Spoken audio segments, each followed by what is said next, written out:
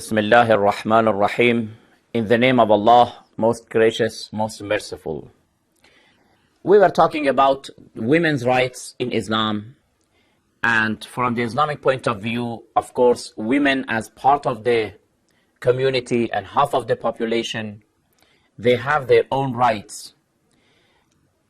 Contrary to what is said about Islam, and they have accused Islam that Islam has disregarded women and ladies, we see that Islam has taken them into consideration very much, and there are a lot of rights regarded for them. If we are not familiar with them, that is our problem. This is not the problem of Islam. Regarding these issues, we answered to some of the questions about women.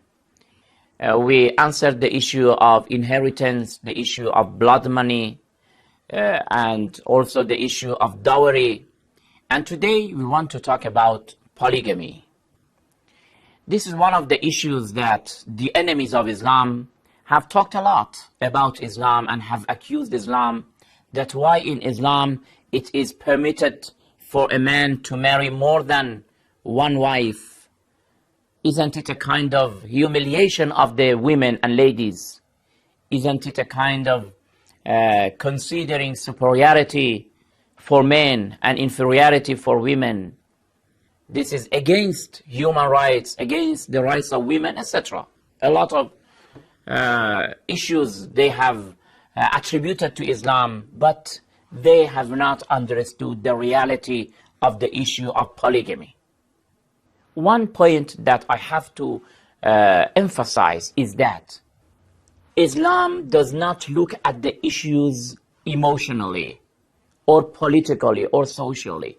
Islam has a wisdom behind all its verdicts.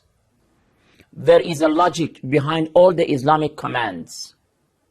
Islam looks at the realities, at what exists. And the aim and the objectives of Islam, of course, is humans' perfection, men and women. Whatever is beneficial and helpful for the prosperity of the society, Islam is for it, not against it. Islam does not listen whether people, what do they say? Do they admire or not?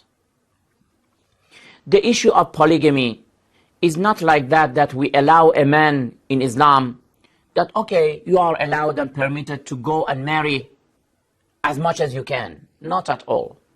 First of all, we should know that the issue of polygamy was not something that Islam has brought it. This is not only the initiative of Islam. Before Islam also, this matter was very usual. Even the number of women that a man can marry was unlimited before Islam. But when Islam came, Islam has organized the issue. To know the issue of polygamy better, we have to pay attention that, first of all, according to the statistics, the number of women in many of the societies and in many countries, the number of women is more than the number of men. Because men, usually they give their life because of a lot of accidents.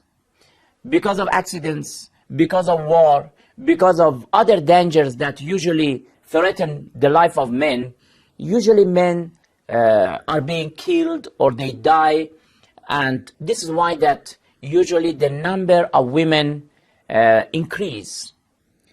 For example, if we have 100 men, on the other side we have 105 women or 104 women.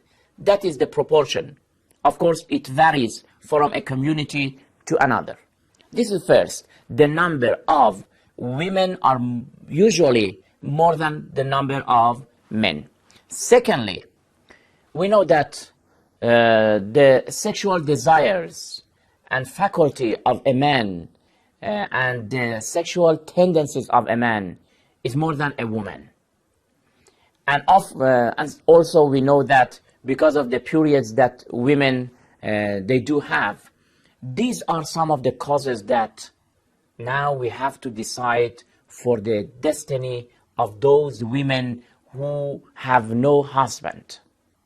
You see, we mustn't look from the angle of the first wife alone.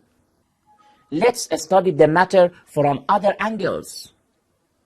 You see, look at the angle of that woman who does not have a husband. What do you want to decide for her? You have to say either to tell her to be alone and single to the end of her life, first. Secondly, to allow the illegal relations between men and women. And thirdly, to allow some of the men who are qualified physically, mentally, financially, and especially morally, they are qualified to allow them to marry with these types of women. If you say that this woman who has no husband, or she has lost her husband in a war, in an accident, this woman must live single to the end of her life, this is a very oppressive decision. You are oppressing that lady. That lady has a right. She also wants a husband to live with him.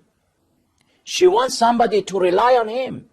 She needs somebody to depend on him, not only financially, but also emotionally.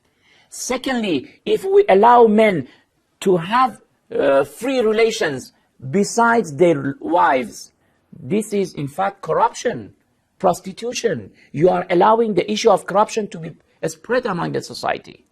Neither of these two ways are good ways, good suggestions. We can't say to the woman to be single to the end of her life. We can't allow the issue of corruption and prostitution to be continued in the community, because it is like a virus, a disease. It will loosen the foundation of families.